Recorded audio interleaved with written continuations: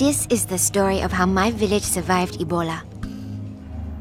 Bats brought the tiny Ebola germs. Too small to see.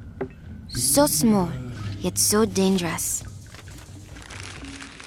Without realizing, grandfather rubbed a little blood in his eye. Ebola germs came into his body.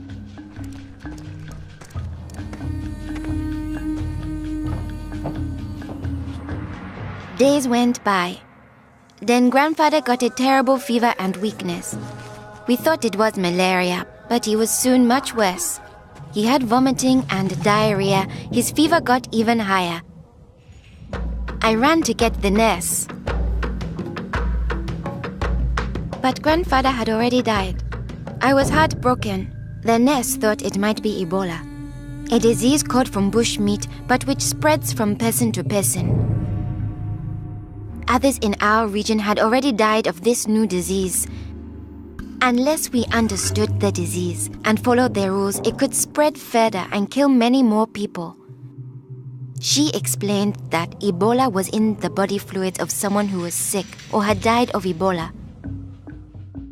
Their sweat, tears, mucus, saliva, vomit, diarrhea, urine, breast milk, sexual fluids, and blood. When we touch a sick person's body fluids, the Ebola germs can get into small breaks in our skin or into our eyes, nose, or mouth. The Ebola germs spread into our body and make us sick. When somebody dies of Ebola, that body is much more contagious. No one should ever touch the dead body. The nurse advised us to wash our hands with soap and water right away. She contacted the trained burial team to help us bury grandfather's body safely. The burial team came. They comforted us and explained what they had to do to protect us. The team wore protective clothing that kept them safe from the dangerous germs.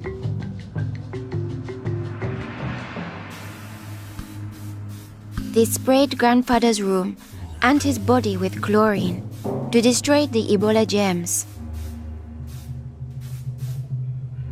They put his body safely away in a bag. To prevent the spread of Ebola, no one could touch the body of anyone who had died with signs of the disease. They also burned his mattress, bedding, and clothes, anything that might have his germs. All these actions made us safer. It was too great a risk to follow all our traditions. But we still honored grandfather in the time of Ebola. Our chief gathered all the villagers together after grandfather's death.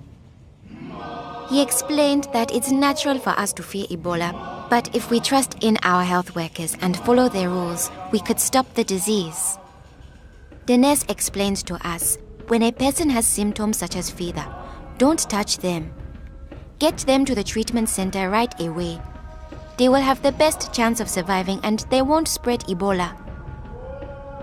She advised us to wash our hands with soap and water many times a day. The whole village agreed to follow these rules.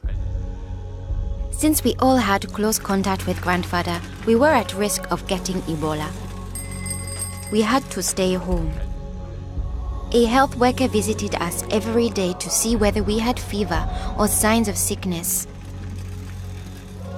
We would show signs within 21 days if we had Ebola.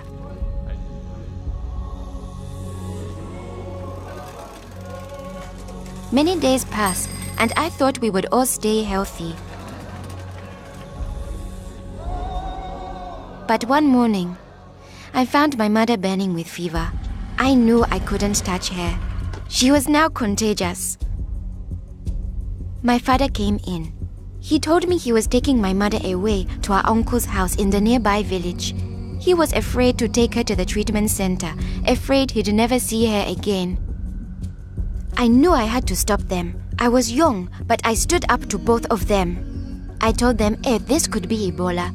She must go to the treatment center right away. We needed to trust in our health workers to save her save ourselves, and save our village. I saw in their faces that they understood. Running away would only lead to more death and suffering. My mother tested positive for Ebola. They found her a bed. At first, the health workers looked scary, but I knew they wore the suits to protect themselves, and inside they were normal people like the nurse. They took good care of my mother. They gave her fluids, medicine, and food, and helped her body stay strong to fight Ebola. I missed my mother very much, but I could still talk to her on the phone. Sadly, some people in my village didn't survive, but my mother got better day by day. Soon, we were able to see her from a safe distance. One day, the nurse announced that my mother would live. Now we were safe to hug and kiss her. It was a day to celebrate.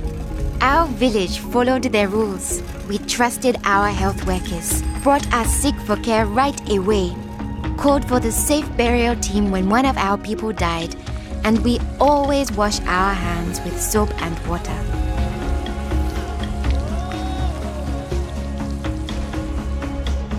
Our village survived Ebola. Yours can too.